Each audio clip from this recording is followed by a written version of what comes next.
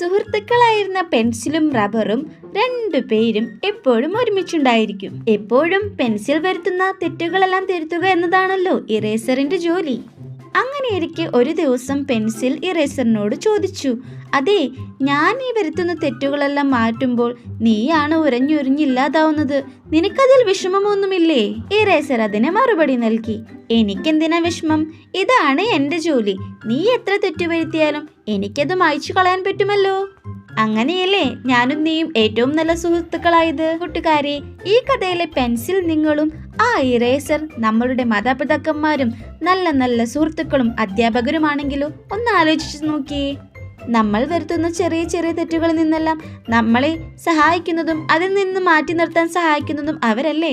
അതിനാൽ തന്നെ നമ്മുടെ ചുറ്റുമുള്ളവരോടും എപ്പോഴും നമ്മൾ നന്ദിയുള്ളവരായിരിക്കണം. പ്രത്യേകിച്ച് മാതാപിതാക്കന്മാരോടും അധ്യാപകന്മാരോടും നല്ലവരായ കൂട്ടുകാരോടും.